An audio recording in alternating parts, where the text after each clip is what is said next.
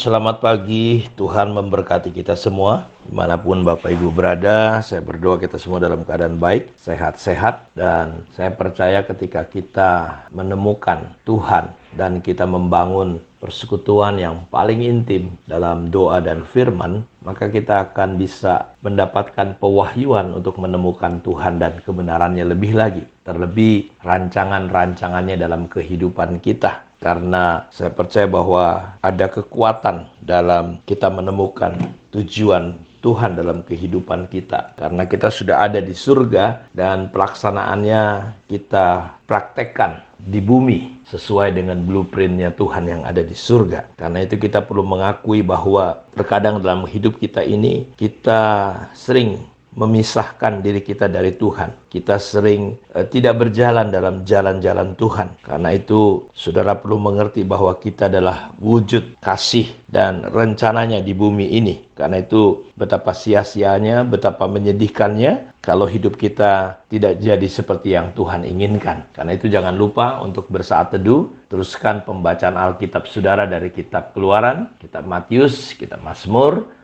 dan tentu kitab Amsal Sulaiman. Tinggal ikuti saja. Dan karena itu kita perlu mengakui bahwa kita perlu berdoa, kita membutuhkan Tuhan. Dan ketika kita menemukannya, itu menjadi sukacita yang besar di dalam kehidupan kita. Tidak ada yang lebih besar selain kita bisa menemukan kehendak dan rencana Tuhan di dalam hidup kita. Karena itu saya ingin mengajak kita kembali melihat bahwa kita perlu mengalami proses demi proses dari Tuhan untuk kita bisa menggenapi apa yang Tuhan kehendaki dan mau. Dalam dimensi kekekalan atau dimensi rohani, tidak ada satupun yang berada dalam proses diciptakan. Tidak ada sesuatu pun yang akan diciptakan di masa depan. Karena semuanya di kekekalan dalam dimensi roh, saudara sudah lengkap, sudah siap, sudah terbentuk sedemikian rupa, termasuk diri kita. Tapi ketika kita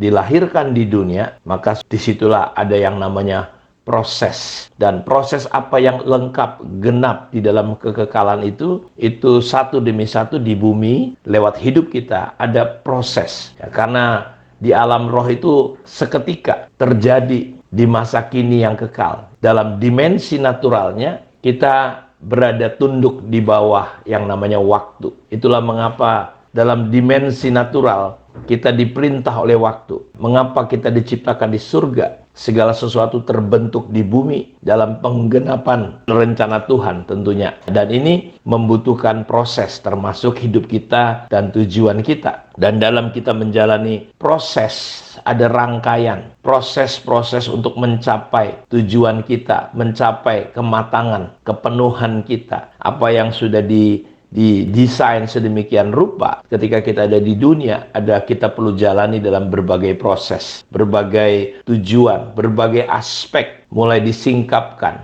dan kita menantikan waktu yang telah ditetapkan Tuhan untuk kita menggenapinya. Kita membawa sesuatu yang berkuasa dari Tuhan di dalam roh. Tetapi kita harus siap untuk menjalani prosesnya supaya apa yang sudah diciptakan di dalam kekekalan atau di alam roh bisa bermanifestasi di alam jasmani. Kita harus dilatih untuk menyelesaikan tujuan-tujuan kita untuk diciptakan. Jadi kita diciptakan dengan sebuah kematangan, tetapi ketika dalam prosesnya, ketika kita ada di dunia, kita tunduk dengan waktu, dengan hukum natural ini. Tapi saudara, ketika kita perlu mengerti prosesnya. Suatu proses saudaraku akan melibatkan yang namanya perkembangan, kemajuan. Ada yang mengatakan bahwa sebuah fenomena yang alami yang ditandai dengan perubahan, yang bertahap mengarah pada hasil tertentu. Jadi mereka menyebut proses adalah sebuah perkembangan kemajuan secara alami, natural yang ditandai dengan perubahan yang bertahap, yang mengarah kepada hasil tertentu. Serangkaian tindakan yang mengarah kepada tujuan. Dengan kata lain, proses adalah serangkaian tindakan langkah perubahan yang berkelanjutan yang membawa pada satu hasil atau tujuan. Jadi kita menjalani proses ini untuk dibentuk. Ada formasi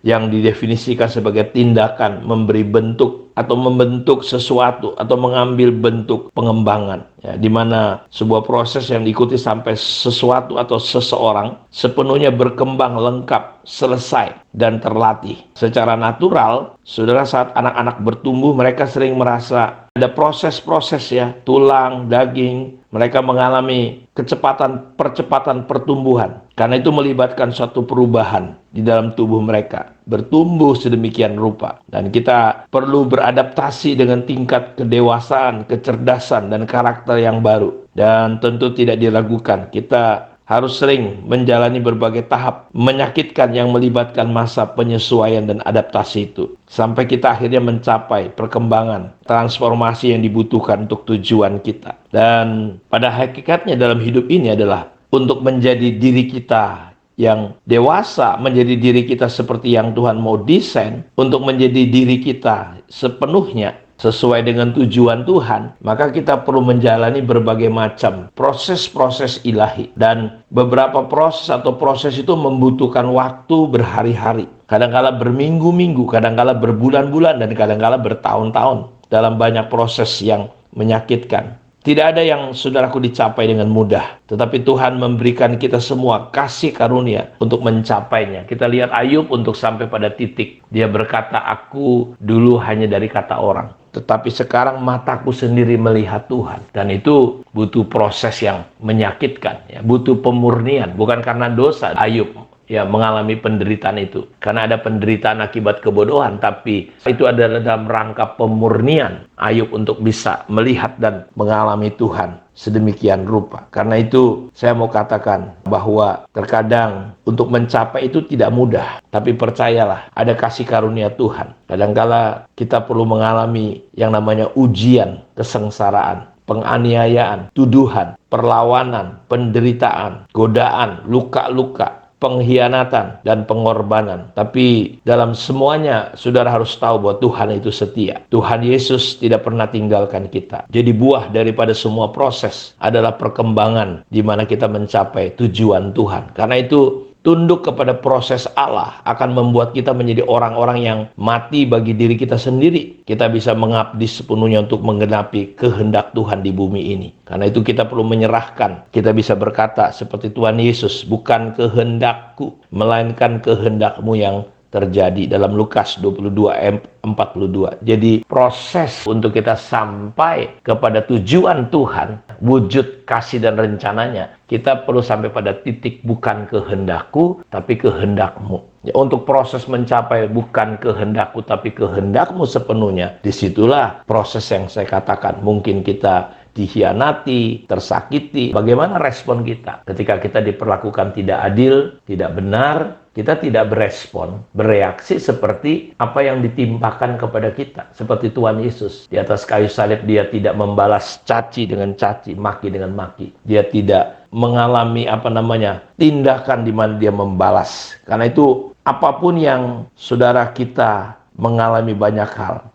saudara harus mengerti bahwa ada tujuan Tuhan. Tuhan sedang lihat reaksi-reaksi ataupun respon-respon kita. Paulus berkata dalam hal apapun kami tidak memberi sebab orang tersandung, supaya pelayanan kami jangan sampai dicela. Sebaliknya dalam segala hal kami menunjukkan bahwa kami adalah pelayan Allah, yaitu dalam menahan dengan penuh kesabaran. Rasul Paulus berkata dalam 2 Korintus 6 ayat 3-4, dalam hal apapun kami tidak memberi sebab orang tersandung, supaya pelayanan kami jangan sampai dicela. Sebaiknya dalam segala hal kami menunjukkan bahwa kami adalah pelayan Allah, yaitu dalam menahan dengan penuh kesabaran dalam penderitaan, kesesakan, dan kesukaran. Kita melihat bahwa Paulus menyerahkan kehendaknya, bukan kehendak dia, tapi kehendak Tuhan. Dan itu ada sebuah proses, dia menahan, dia bereaksi benar demi rencana dan wujud daripada kasih dan rencana Allah terjadi di atas hidupnya. Dia bereaksi dengan benar. Karena itu kita membutuhkan yang namanya proses untuk mencapai tujuan ilahi, apa yang Tuhan sudah rencanakan di surga. Kiranya Tuhan Yesus memberkati kita semua. Mari kita berdoa. Bapa, terima kasih, diberkatilah semua umat-Mu. Tuhan pimpin dan tolong kami semua hari lepas hari. Biar beri pengertian kepada kami, beri hikmat kepada kami ya Tuhan. Biar kami bisa mencapai seperti apa yang Tuhan inginkan dalam kehidupan kami. Yang sakit hari ini disembuhkan, yang lemah dikuatkan. ada terobosan, dan Tuhan menjadi jawaban bagi setiap anak-anak-Mu. Terima kasih, di dalam nama Tuhan Yesus kami berdoa.